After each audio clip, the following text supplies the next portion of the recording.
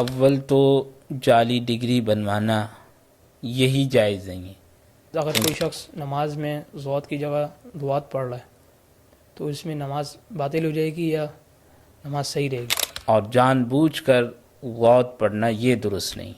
آج کل جو عام رواج ہے سائٹ کی مانگ نکالنا، کوئی سی بھی مانگ نکالنا، تو اس کے متعلق شرعی رہنمائی فرمائیں. جو صلحاء کا اور نیک لوگوں کا لباس ہے اس کا اہتمام نماز میں تو کم از کم آدمی کو کرنا ہی چاہیے. تو ایسی صورت میں اپنی نماز ادا کرتے ہوئے اس کو سجدہ صحف کرنا ہو. کہ کسی برانڈ کی نقل کرنا، کسی پروڈکٹ میں برانڈ کی نقل کر لی تو لیکن اول تو بنانی ہی نہیں چاہیے. البتہ کسی نے بنا لی اور اس کے بعد وضاحت کر کے وہ فروخت کر رہا ہے تو اس صورت میں کوئی دھوکہ دہی تو نہیں ہوگی.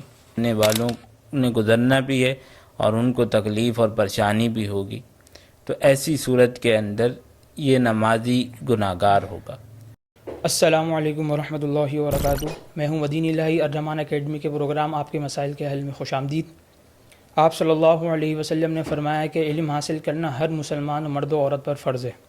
تو آج ہمارے پاس کچھ سوالات ہیں جس کے ہم انشاءاللہ تعالی جواب حاصل کریں گے. ہمارے مہمان ہیں آج مفتی طاہر صاحب. السلام علیکم ورحمۃ اللہ وبرکاتہ. وعلیکم السلام ورحمۃ اللہ وبرکاتہ. مفتی صاحب، پہلا سوال یہ ہے کہ مردے کو قبر میں اتارنے کا سنت طریقہ کیا ہے؟ مردے کو قبر میں اتارنے کا سنت طریقہ یہ ہے کہ مردے کی جو چارپائی ہے وہ قبر کے اندر قبلے کی طرف رکھی جائے، قبلے سمت رکھی جائے اور پھر قبلے کی طرف سے ہی مردے کو قبر کے اندر اتارا جائے. تو یہ مردے کو قبر میں اتارنے کا سنت طریقہ.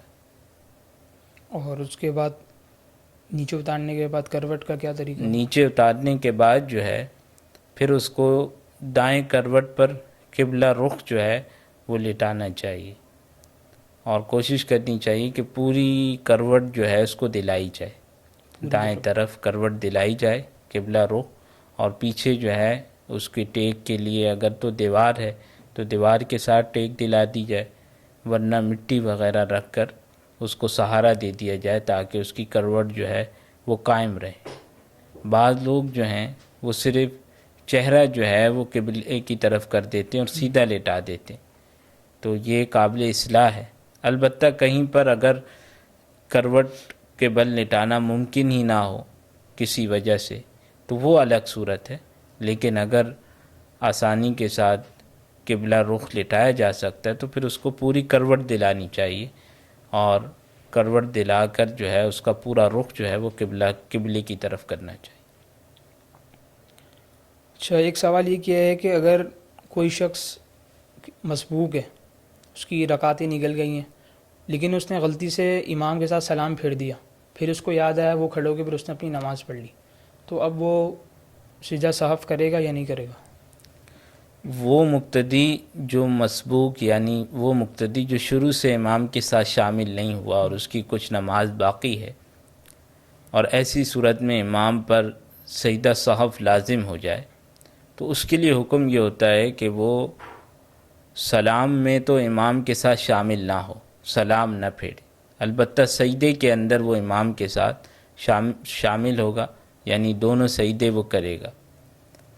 ایسی صورت کے اندر جب وہ اپنی بقیہ نماز ادا کرے گا تو اس صورت میں اس کو سجدہ صحف ادا کرنے کی ضرورت نہیں. نہیں، اگر اس نے امام نے سلام پھیرنا تھا، اس نے غلطی سے مقتدی نے سلام پھیر دیا جو کہ مسبوق تھا، یعنی آخری سلام کی بات کر رہے ہیں. جی ہاں، اگر آخر میں اس نے سلام نہیں پھیرنا تھا، ظاہر ہے اس کی نماز باقی تھی لیکن اس نے غلطی سے یعنی بھول کر سلام پھیر دیا، تو ایسی صورت میں اپنی نماز ادا کرتے ہوئے اس کو سجدہ صحف کرنا ہوگا. اچھا، یہ تو تھی بات کہ سلام اس نے پھیر دیا، پھر اس کو یاد آیا فوراً کھڑا ہو گیا. اگر ایک سلام پھیرا تھا تو اس میں بھی یہی صورت ہوگی یا اس میں کوئی تخفیف؟ اگر بھول کے ایک سلام پھیرا ہو یا دونوں سلام پھیرے ہوں، دونوں کا یہی حکم ہے. اچھا، جزاک اللہ. اچھا، اگلا سوال یہ پوچھا ہے کہ کسی برانڈ کی نقل کرنا، کسی پروڈکٹ میں برانڈ کی نقل کر لی لیکن وضاحت کر دی کہ یہ کاپی ہے، اوریجنل نہیں ہے، اپنی طرف سے پوری وضاحت کے ساتھ وہ بیچ رہا ہے مارکیٹ میں، تو یہ اس کا بیچنا جائز ہوگا؟ پوری اس کی برانڈ کی کاپی کری ہوئی ہے، ہر چیز پوری پروڈکٹ کاپی ہے، لیکن وضاحت بھی کر رہا ہے کہ یہ نقل ہے، اوریجنل نہیں ہے، تو اب اس کی کیا صورت ہوگی بیچنے میں؟ ایک تو اس میں یہ ہے کہ کسی کی نقل یعنی کسی برانڈ کی نقل بنانا، تو کیونکہ قانوناً اس کی اجازت نہیں ہوتی، تو اول تو بنانی ہی نہیں چاہیے۔ البتہ کسی نے بنا لی اور اس کے بعد وضاحت کر کے وہ فروخت کر رہا ہے تو اس صورت میں کوئی دھوکہ دہی تو نہیں ہوگی، لیکن اور اس صورت میں دھوکہ دہی بھی نہیں ہوگی اور چیز سے جو آمدنی ہوگی وہ بھی حلال ہوگی۔ لیکن اگر جو ہے وہ اس کی وضاحت نہیں کرتا یا وہ چیز جو ہے وہ دھوکے سے اصل برانڈ کی قیمت پر فروخت کر دیتا ہے، تو ایسی صورت میں پھر جو ہے یہ دھوکہ دہی ہوگی اور اس سے اجتناب کرنا چاہیے۔ اچھا، ٹی شرٹ پہن کر نماز پڑھنا مکروہ ہے یا نماز ادا ہو جائے گی یا نہیں ہوگی، کیا ہے اس میں صورت؟ ٹی شرٹ پہن کر جو ہے نماز سے پڑھنے سے اجتناب کرنا چاہیے، لیکن اگر کسی نے نماز پڑھ لی اور اس کی آستینیں جو ہیں وہ کونیوں سے نیچے ہیں تو ایسی صورت میں اس کی نماز ادا ہو جائے گی اور اس میں کراہت بھی نہیں ہوگی۔ لیکن بہتر یہ ہے کہ آدمی جو ہے یعنی ایک مسلمان جو ہے وہ ایسا لباس نماز میں اختیار کرے جو صلحاء کا اور نیک لوگوں کا لباس ہے۔ اس کا اہتمام نماز میں تو کم از کم آدمی کو کرنا ہی چاہیے۔ اچھا، کوئی شخص شلوار قمیص پہنا ہوا ہے لیکن اس نے اپنے کف موڑے میں اپنی آستین موڑی ہوئے، تو اس میں بھی کچھ اگر موڑ کر اس نے اتنی اوپر کر لی کہ کونیوں سے بھی اوپر چلی گئی تو اس سے تو بچنا چاہیے، اور اگر تھوڑا بہت مڑا ہوا ہے تو پھر اس صورت میں کراہت نہیں ہوگی۔ اچھا، ایک سوال یہ پوچھا ہے کہ بچے کے کان میں اذان دینے کا سنت طریقہ۔ بچے کے کان کے اندر اذان دینے کا سنت طریقہ یہ ہے کہ اس کو اٹھا لیا جائے اور آدمی قبلہ رخ ہو اور کھڑے ہو کر جو ہے اس کے دائیں کان کے اندر جو ہے وہ اذان دیں اور بائیں کان کے اندر جو ہے وہ اقامت کہے، تو یہ اذان اقامت کہنے کا سنت طریقہ۔ اور اس میں بھی بہتر یہ ہے کہ حی علی الصلاۃ اور حی علی الفلاح کہتے وقت جو ہے وہ دائیں بائیں طرف جو ہے منہ بھی موڑ لے تو یہ بہتر ہے، لیکن اگر کسی نے ایسا نہیں کیا تو بھی سنت ادا ہو جائے گی۔ اچھا، سب بالوں کے متعلق سوال یہ ہے کہ آج کل جو عام رواج ہے سائٹ کی مانگ نکالنا، کوئی سی بھی مانگ نکالنا، تو اس کے متعلق شرعی رہنمائی فرمائیں۔ اس سے اجتناب کرنا چاہیے۔ بہتر یہ ہے کہ آدمی جو ہے وہ درمیان کی مانگ نکالے۔ آپ علیہ الصلاۃ والسلام سے یہ ثابت ہے کہ آپ علیہ الصلاۃ والسلام درمیان کی مانگ نکالا کرتے تھے، ورنہ سارے بالوں کو آپ پیچھے کی طرف کر لیتے تھے۔ تو بہتر یہ ہے کہ انہی دو طریقوں کو اختیار کرے۔ اچھا، ایک سوال یہ پوچھا ہے کہ دیوالی کی مٹھائی کھانا کیسا ہے؟ جو ہندو کے مذہب میں جو مذہبی تہوار آتا ہے تو اب کوئی ہندو مٹھائی تقسیم کرتا ہے، کسی مسلمان کے گھر میں دے رہا ہے وہ، تو اس کا قبول کرنا کیسے ہے؟ وہی منع کر دے یا قبول کر لے؟ اس میں کیا شرعی رہنمائی؟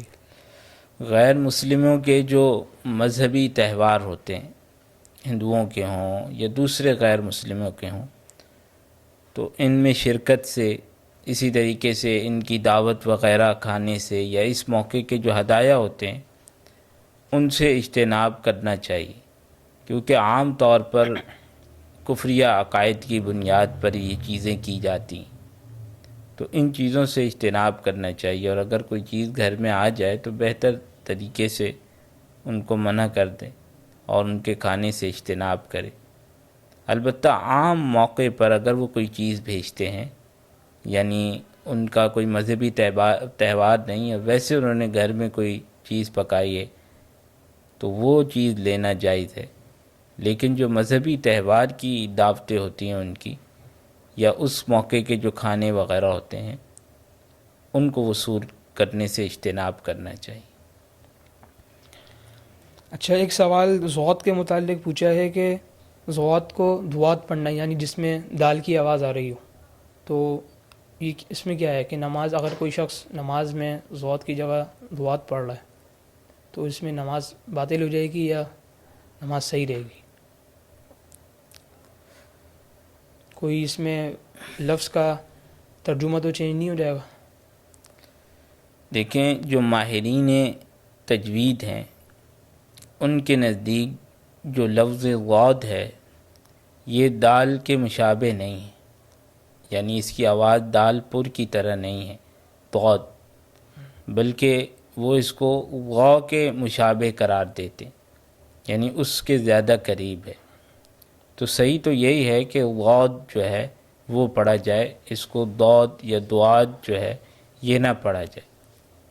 لیکن اگر کوئی شخص جو ہے وہ ضاد پڑھنے پر قادر ہی نہیں اور پھر جو ہے وہ ضاد پڑھتا ہے، یعنی پوری کوشش کے باوجود وہ ضاد ہی پڑھتا ہے، تو ایسی صورت میں اس کی نماز ہو جائے گی، اور جان بوجھ کر ضاد پڑھنا یہ درست نہیں۔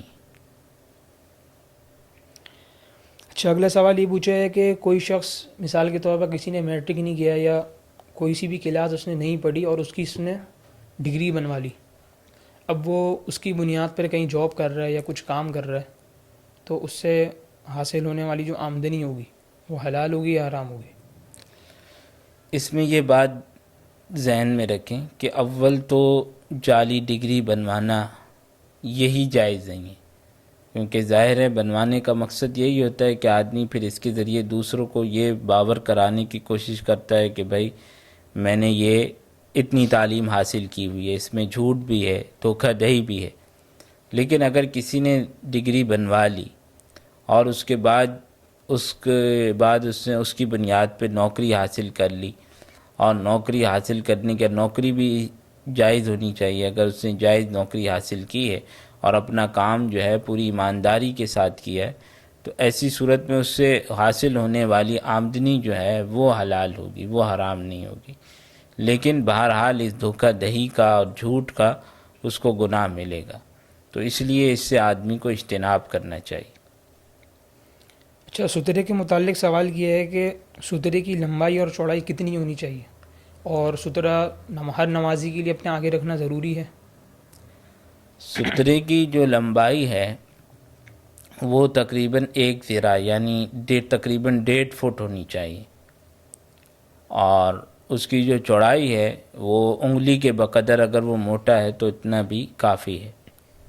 باقی رہی بات کہ ہر نمازی کو اپنے سامنے سترہ رکھنا ضروری ہے، تو جہاں پر اس بات کا امکان ہے کہ کوئی آدمی سامنے سے گزرے گا، یعنی جگہ بھی ہے اور سامنے سے گزرنے کا امکان ہے، تو وہاں تو آدمی کو سترے کا اہتمام کرنا چاہیے۔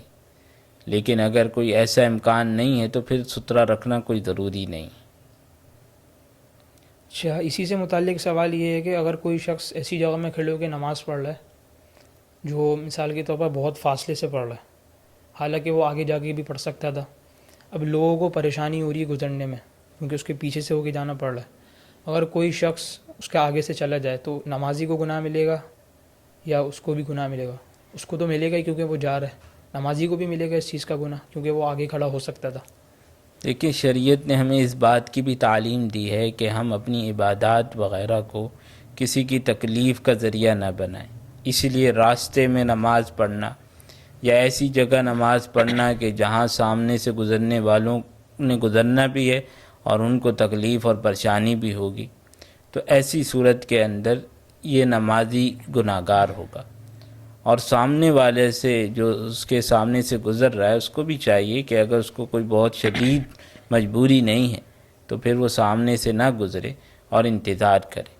اگر کسی شدید مجبوری کی وجہ سے وہ سامنے سے گزر گیا اور اس کے علاوہ کوئی اور راستہ نہیں تھا تو ایسی صورت میں انشاءاللہ وہ گناہ گار نہیں ہوگا، لیکن نمازی جو ہے وہ بہرحال گناہ گار ہوگا، اس کو غلط جگہ کھڑے ہو کر نماز نہیں پڑھنی چاہیے تھی۔ بہت بہت شکریہ مفتی صاحب، اجازت چاہوں گا آپ سے انشاءاللہ تعالی۔